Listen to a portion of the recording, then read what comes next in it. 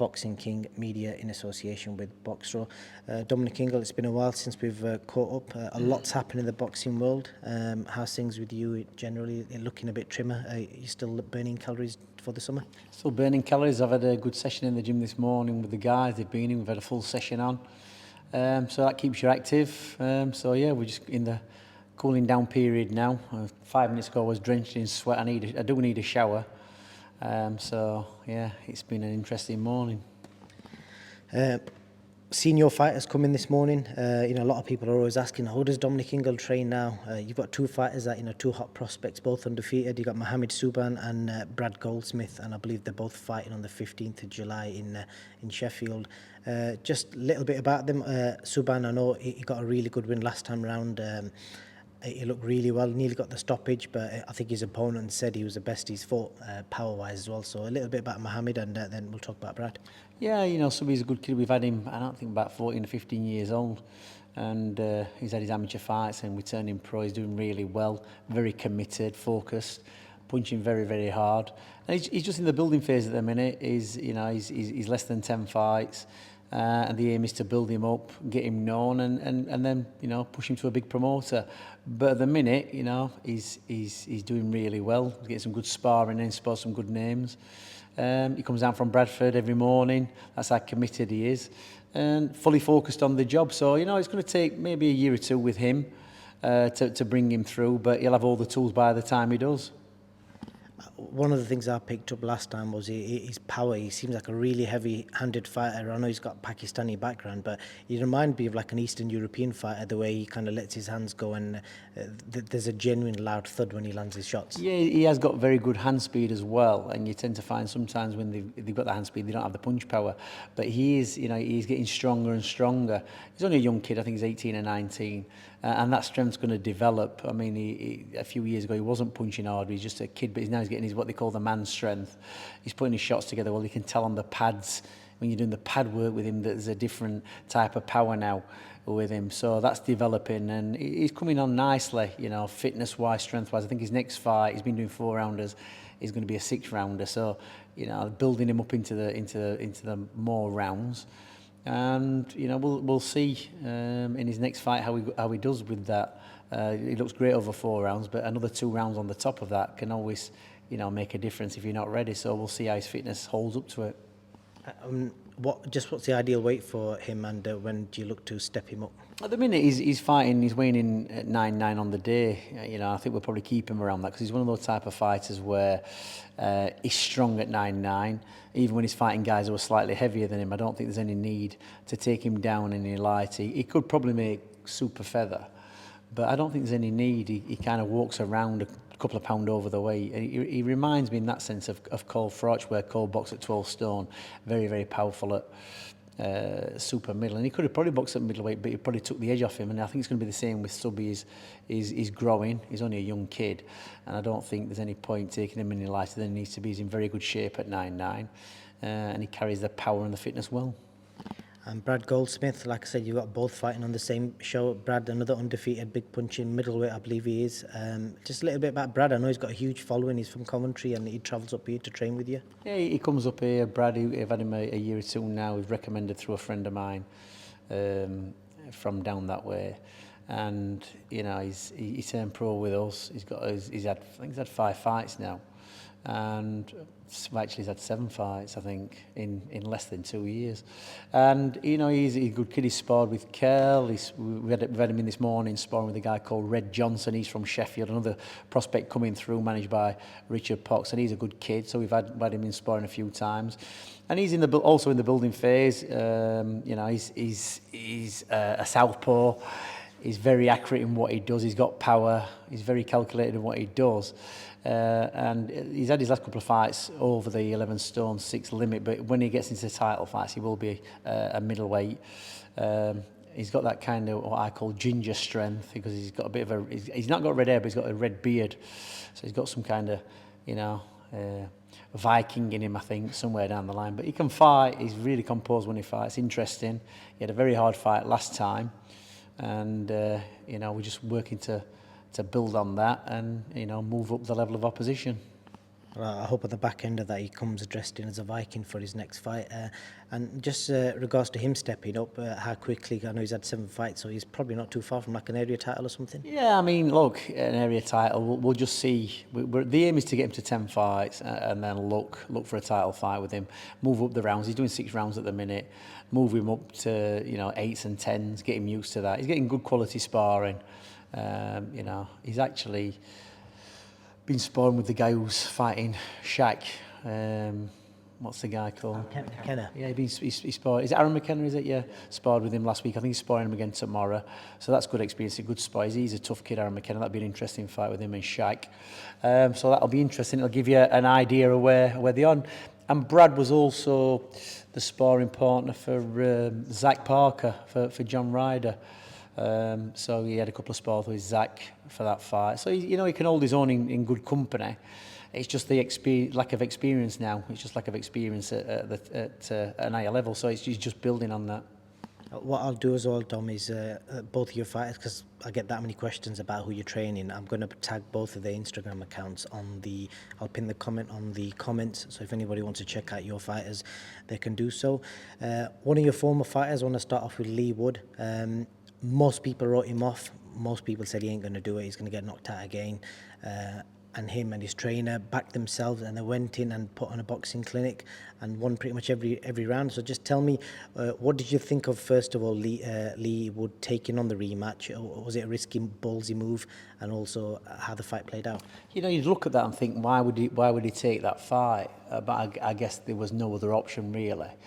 And to be honest, take away, the knockout from that fight, Leigh Wood was winning the fight. The first time it was a very calculated performance, and it was almost like Lara's last shot in desperation. He kind of paused a little bit because he is full on all action. He kind of paused a little bit before he threw that left hook, and it was almost like Leigh Wood just took a bit of a breather, and he just timed it exactly right, Lara. It was just like for me, it was like a desperation punch. It was it's his best shot, the left hook. And I think he was thinking, I've got to pull something out of the bag. And he'd done it so many times in fights. And without taking anything away from Leigh Wood, I think there was a lot of conspiracy theories when Lara came in heavy. That it was some kind of setup or there was some ulterior motive. But looking at it, he just looks like he got Andy Ruiz syndrome, didn't he? Like he'd come from poverty, he'd had some big wins, he's had the money, and it just looks like the ambition and motivation had gone out of him. But that's the part of, like I said, not taking anything away from Leigh Wood. Leigh Wood prepared and had to overcome that bad knockout. So he'd got a lot of demons to overcome. And it's how you carry yourself through camp. It was Lara's responsibility to himself to make sure he came in the best shape and condition as a world champion. And forget about the fight. The camp is part of the fight. The camp is the build-up. And if you neglect yourself in camp, well, that's your fault. And Leigh Wood capitalised on that. And I think early on in that fight, you notice that the first 2 or 3 rounds, Lara was just working in the last 15 seconds of the round. And I think he kind of convinced people he was just, feeling his way through and he was going to pick it up some point. And he never, ever picked it up. He never really worked in that fight, just little bursts. And I think it's, in all the fights I've seen over the years with fighters, when I see fighters doing that and you're waiting for something to happen, generally, it just doesn't happen. It just doesn't happen. And I think from about round 4 or 5, I was watching the fight, I just thought, you know what? He just hasn't prepared for this. He's probably thought, I'll get Leigh Wood anyway, I'll knock him out. Or he's probably just thought, I can't be bothered now. I've got the money. I'm not interested. But like I said, Leigh Wood took his time. He played it safe, which is what he needed to do. All he needed to do was get the win. Because, why would you take a risk? He's already been knocked out once. We know Lara's dangerous. Why take the risk? Regroup. Leigh Wood regrouped. He beat Lara. The next training camp will be better. I know he's got a difficult fight, the next one. He's got a very difficult fight. But, he's at the age now, I think Leigh Wood's 35, where he's capitalised on it. He's made his money, hopefully. And, hopefully the next fight is a big money fight as well, and it's going to secure his future, because that's what it's all about. He's put the time in, he's put the effort in. You know, he's come through defeats in the past, Jazza Dickens, McDonald, and he's come good. So, you know, fair play to him. Definitely so. I've got a difficult question for you with regards to Leigh.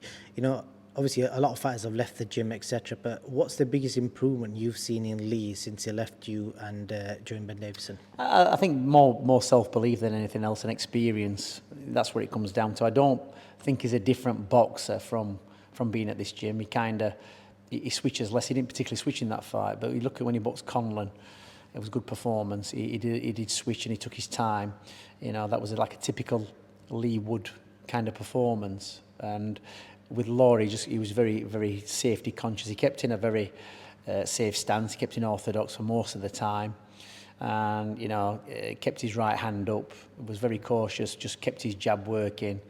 And so what I would say is experience, maturity, and being able to perform at the higher level confidently. That's what I notice about Leigh Wood. And I think that's just a case of the fights he's had, the experience he's had, and he's learning to negotiate 12-round fights better. Do you give any credit to Ben Davison and the work he's done with him? Yeah, there's obviously, you've got to give the trainer credit because, you know, otherwise Leigh Wood he'd have a different trainer in the corner. It's obviously work for him, you know, being away from home, having to train down London. You know, Ben Davison's obviously, they've got that connection, and Leigh Wood believes in what Ben Davison's saying. So obviously it's working. It'd be wrong to say that it's not. So, you know, it's obviously that's the combination and the teamwork what's doing it. And that brings me on to, because I'm going to talk about fighters leaving trainers. Is there any fighter that left you and you think they've gone downhill and not improved?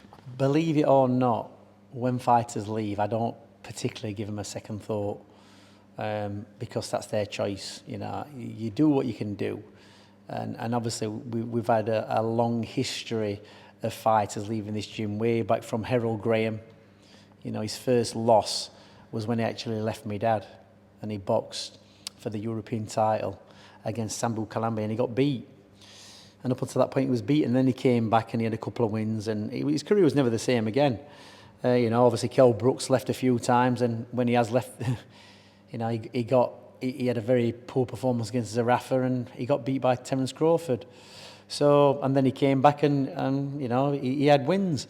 So, you know, I don't particularly give it too much thought. I kind of work on the guys who are in the gym at the minute, and you know, I think the success we've had with the fighters over the years are the ones who stuck. You know, Johnny Nelson Jr. with, you know, Kell Brook to a certain degree, Kid Galahad. So, you know, that's what I honestly believe. If you're having a lot of success with a trainer from early on, and you be getting, especially like say an example, Kell Brook, you become a world champion. And let's face it, when he boxed, you know, Sean Porter away from home, and everybody was raving about Sean Porter, and Kell Brook beat him. Realistically, you've got to ask the question, well, what changes? You know, what changes? Well, what really changes is just the fighter's attitude, really. You know, well, I'm getting stale. No, you're not getting stale. What it is that you need to work hard. Once you become a world champion, it's not, well, I'm at the top of the mountain now, I'm in easy street. It's even harder once you get there. So I'm not a big fan of fighters leaving trainers, and I always cite Amir Khan. Every time he got beat, he changed a trainer. You know, sometimes you have to work look at Cole Froch, had a fantastic career and stuck with Robert McCracken all the way through, wins and losses. You know, fantastic career. So, yeah, you know, I'm not a big fan of that, to be honest. And that moves me on to Daniel Dubois. We learnt recently that he's parted ways with Shane McGuigan. No one really knows the ins and outs of it, but the rumoured report online was that it was a family dispute where Shane continues to train Caroline Dubois, but Daniel's now gone to Don Charles, Derek Chisora's former trainer. So, and I think the reason I asked you that question earlier was because I saw Shane McGuigan was reported as saying earlier this week that every fighter that's left him hasn't done fuck all, in his words. So what do you think of the change? Is it going to benefit Daniel leaving on the back end of a potential dispute as rumoured? Well, like I said, the comment from Shane, I remember a few years back, we were in Manchester, and I got in a taxi with Shane McGuigan, and he was, I think it was the time when Josh Taylor left him, And he was a bit put out, and he said to me, well, you've had fighters leave you before. You know, how'd you deal with that? I went, well, Shane, I says, look, you could chop your arm off for a fighter. I says, when they want to go, they go. That's how single-minded they are. I says, you're probably just, you know, fuming a bit because you're going to be missing out on big paydays. You've put the work in. You know, you've planted the seeds and you put the work in, but you're not going to reap the harvest. And that is a bit of a sickening situation when you did a really good job on Josh Taylor. And, you know, and Josh has still gone on to win fights without Shane. But it does make you wonder where, you know, Josh's career would go if he was still under Shane now, having that kind of momentum. So, obviously, Akoli left and he got done in by Chris Billum-Smith. You know, the trainers make up a big part of a fighter's career, but it's not everything. Do you know what I mean? And it shouldn't be that the fighter's only this good because he's with that trainer. As a fighter, realistically, and I used to say this to Kell Brook, you should be able to get in that ring as a fighter when you've done your camp, really without any advice from your trainer, and be able to beat the opponent in front of you. You should be if you're a good fighter. People will disagree. You know, if you're that good a fighter, like a Mayweather fighter, or if you think you're that good a fighter, like Kell Brook, if you actually think you're such a fantastic fighter, and most fighters do, then they should be able to get in and do it on themselves. But that's never the case, is it? The case is they always need some advice. I don't think it's a good move for Daniel Dubois to leave Shane McGuigan, because he's improved under Shane McGuigan a lot. So however the disputes come about, it can only ever be over money or whoever's looking after Dubois, you know, sticking their nose into situations they probably don't know. On that point, from what I know, it's definitely not to do with money. Oh well, obviously there's some involvement somewhere down the line. Then, obviously with the sister staying with Shane, you know, well, what does that say? You know, she's made the choice she realises. And obviously she needs a lot of work on her as well, and she's doing really well, I think, his sister. Daniel, you know, became unstuck early on in his career, and he bounced back from that. And, you know, Shane has done a good job on him. And careers as boxers are short, and you've got to have somebody that you can trust. Don Chole's nice fella, you know, trained Chisora. Don't think he's the right trainer for Dubois. You know, Don's, you know, he's an oldish fella now. He's got a lot of experience, but times move on. Like I say, Shane's one of the up-and-coming trainers. You know, he's doing well. He's got a good knowledge of it, and he's learning. And I think you've got to be quite, you know, a physical, hands-on person as a trainer these days when you're doing pad work and stuff like that. And, you know, sometimes people pick trainers who they can easily manipulate, and that's a fact. You know, you need somebody to crack the whip and tell you, you know, that you're not doing that right, do as you're told. Because I've trained loads of fighters who think they know how they should be trained. Fighters know how to box. Very few of them know how to train themselves, very, very few. So I'm not sure that's going to be a good combination for Daniel Dubois. Good stuff. And it's moving on nicely to Josh Taylor, former fighter of Shane, fighting Teofimo Lopez this weekend. On paper, people are saying it's a 50-50 fight. So I'll roll two questions into one. How do you see that fight unfolding? And also, do you think Josh Taylor gets the credit he should be getting? Because when I spoke to him recently, and I don't think it's highlighted enough, I think he's the first British fighter in the four-belt era to become undisputed champion. I just get the feeling it's not highlighted enough. And do you think that's because he's Scottish, or is it just because he's not had the limelight or the promoters behind him? Just putting it out there. Good fighter, Josh Taylor. I saw him at the Boxing Awards years ago when he was first turning pro, and I think, you know, he's very impressive. He can definitely fight. He just seems not to have got a great deal of momentum, and I think that's why. And no disrespect, he's a four-belt champion, but you know, this era is different to what it was 10 years ago. My opinion is the fighters 10 years ago, it was a lot harder. You know, you're looking at undisputed champions. It was a lot harder. I'm not taking anything away from Josh Taylor. You know, he's beat everybody who he's got to beat. And I think with Lopez, you know, he got a lot of credibility and kudos from beating,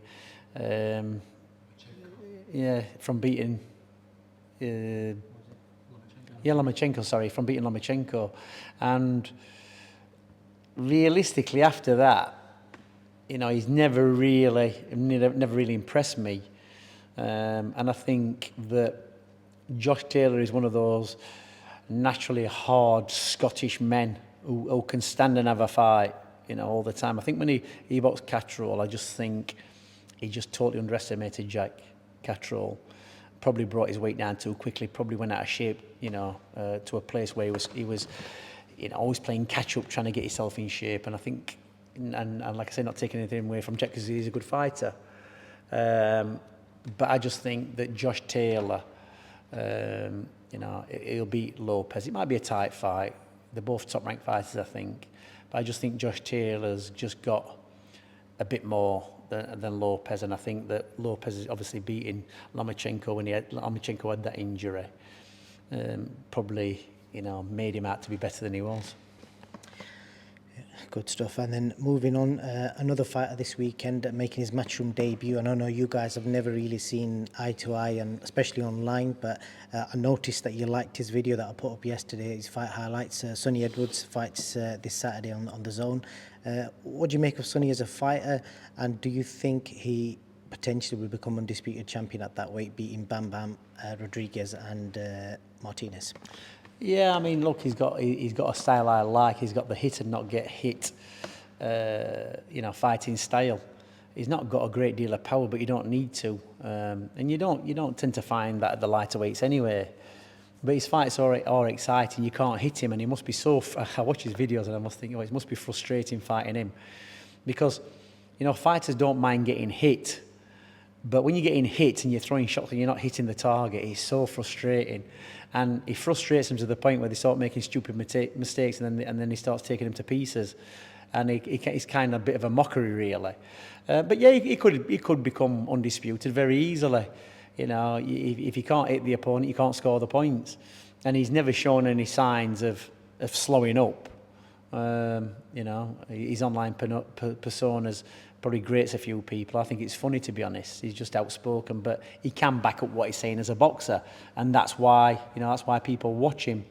If he could get a bit more, you know, pop in his shots, he would probably, you know, make him even a bigger name. But he would probably by getting that, he would probably sacrifice his speed and his ability not to get hit, because he's going to be hanging around too long trying to get the power in there.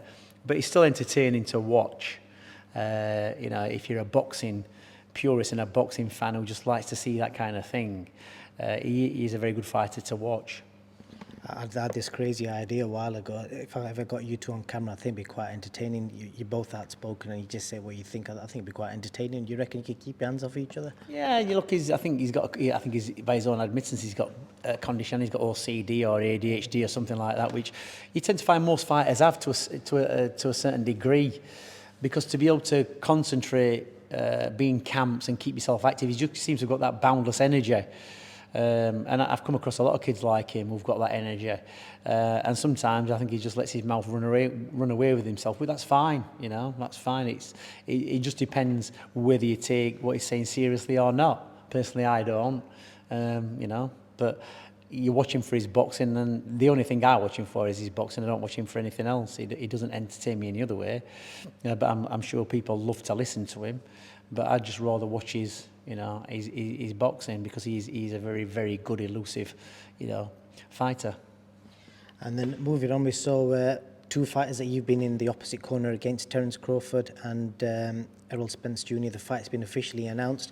Obviously, we're going to see what they look like in camp, etc. We'll probably have a more detailed talk as the fight gets closer. But who do you see as an early favourite, and how happy are you that the fight's finally done? It's a good fight, and I think for me it's got to the point where it's gone on a bit too long, that fight. I think it would have been, look, who knows, it might be a good fight anyway, but I think it would have been a better fight a few years ago. I believe that Crawford's the favourite, but for me, I'm gonna tip towards Spence. You know, he's a bit reckless outside of the ring. I know you've stated a few things. He's had car crashes, a bad liver, but you know, there's a lot of fighters like that, and I just think that Crawford's last performance against Avanesian, for me, I just think there's signs of him slowing down. He's 35, and I just think Crawford's only Spencer's only a few years younger than him, but I just think, it's about time. It's time to come. It's his time to shine. And I think, like most of these fighters, when they're not great livers outside of the ring, when they get something to really motivate them to switch on, they really, really switch on. And I think, with him being the slight underdog, Spence, it's going to motivate him. And obviously he's fighting a great fighter in Terence, and I think that's going to be the motivating factor. I think he's going to have to really dig in, and find something, and I think he will. And just to wrap up now, I want to speak to you about the documentary that we released last week. Tony Ingle narrating your dad's upbringing. We saw where your dad was born. Kelbrook, walked around where your dad used to work, and he got quite emotional when he went to the bedroom where your dad used to sleep and where he was born. So just some feedback on that, how you saw it, and did you learn anything new about your dad? Well, yeah, it was interesting. Everybody, I got lots of messages online. I even learnt something myself, about my father. And it was a long time, the first time I ever went over there, well, maybe not the first time, but the time I can remember was 1976, and we had a drought in the UK. It was absolutely standpipes in the streets. You couldn't flush the toilets. It was bad. And we went to Ireland for a couple of weeks, and we met all the family. I was only about 9. And I actually flew over to Ireland on a plane with propellers on. And we travelled around the coast of Ireland, and we visited everybody. And it was funny because they had a taxi firm at the time, or they drove taxi anyway, and we were driving around in a taxi with the sign switched off. There was me, my mother, my brother John, and I think my sister Tara was only a baby. And we were out there. I think my other brothers and sisters stayed with my grandparents. So we got to meet all the relatives, and for all the aunts and uncles we met them all. At a really young age, and that's probably the only time I've met them all. But Tony, always kind of stood out. He was always very talkative. They're into pigeons, and and I've seen him over the years. He's come over to the fights and stuff, and the odd time with Boxing Ireland, I've met him then. So you do learn stuff, and I think with Kel, I think it kind of dawned on him that, the history behind the Ingles as trainers has come like 2 or 3 generations, and it's ended up with me. So you've got my father and his father. It's like kind of 3 generations of trainers, and he's had 2 generations of it with Brendan and me. It's not just Brendan didn't just appear on the scene as a trainer. There's a lot more depth to the family in boxing. Obviously pigeon racing. There's a lot of history to it all, and all the brothers boxed, everybody fought.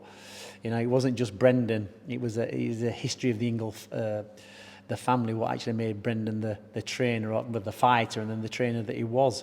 Life experiences, how my grandfather was, Charles Ingle, very stoic, very straight face. I can remember meeting him, and he never really had many words to say to me, but I was only young. He just very, very straight face, and he was a man of few words, but when he did say it, from what I remember, it was probably life experiences. And you've got to have something about it to have all those kids and bring them up all balanced, and he had them all under control. He had a lot of respect. So there's a lot of history to that, and it was interesting to see Tony narrating it and giving us a rundown of where the family were. And I can remember going to that house when I was a kid. I've only met my grandparents a few times, but met the brothers and the sisters over the years. They came over here. They were scattered all over the country: Luton, Liverpool, Manchester, lots in Ireland. So very interesting. I'm glad you enjoyed it. And the last thing I want to ask you, Dom, we're talking about trainers and the next generation. I put up a video a few weeks ago of the national amateur champion. I can't remember what weight it was, but Hamza Uddin, a very talented fighter, won the final by knockout. I know you watched the video, you was impressed by him. Just for him and also any other fighter coming through the amateur circuits looking to turn pro, what's the best bit of advice you can give them sort of fighters that are potentially going to be superstars? You've got to be careful because, with promoters, sometimes you're too busy looking at the carrot on the end of the stick to realise who's riding the donkey holding the stick. Sometimes you can be lured in by money, but you've got to be very, very careful these days. For me, I don't think fighters' careers are getting built the way they should. And if you can fight, and obviously Uddin can, you've got to be very careful where your path's going to be. I always describe boxing as snakes and ladders, the board game. It's all great when you're on the way up, but it only takes one slip and you're down a long snake to the bottom of the pile again, and people kind of disregard you. And there's certain promoters, you know, are going to build you up, and certain ones going to sling you in. And we'll reserve my opinion on that one, but, you know, you've got to, it's no good just being a good boxer these days. You've got to have a good inside knowledge of how the boxing environment is with promoters, matchers, matchmakers. You know, you've got to get yourself a quality manager who knows what boxing's about, and there's not very many of them about. I would never ever advise a fighter to sign directly to a promoter. Do you understand? Because promoters promote, you know, fighters in your weight division. You've got to pay somebody to have a separate opinion to what the promoter thinks. You've got to have somebody who knows the way through boxing. That's what you've got. And as years have gone on, what I've realised is that managers these days are getting, you know, bypassed by boxers, thinking you're going to save yourself a few quid. Well, you might save yourself a few quid in the, you know, in the short term, but in the long term, you know, you've got to be paying somebody to look after your best interests. That's what you've got to do. So you can be the best fighter going, and that's your security, that's your insurance. But you get put in the wrong fight at the wrong time, and that'll end. And you've got to know somebody who knows how to guide you through the minefield, which is boxing. What did you make of that Hamza Uddin? I think it's of Bengali background, and to my knowledge, there's probably a handful of British Bengali fighters, so he's potentially got a big audience to kind of reach out to. He's very good on his feet, very good mover, very good boxing ability, good ring craft. A Bengali tiger, is that what we say? We call them Bengali tigers, do I? But yeah, he's very good. But like I said, the amateur game is totally different to the pro game, and you can easily be tripped up. So, you know, he's got to be brought along very carefully. His talent's got to be nurtured, and never be too ambitious. No matter how good you think you are, never be too ambitious. Brendan Ingle, Dominic Ingle, I appreciate your time. Thank you so much.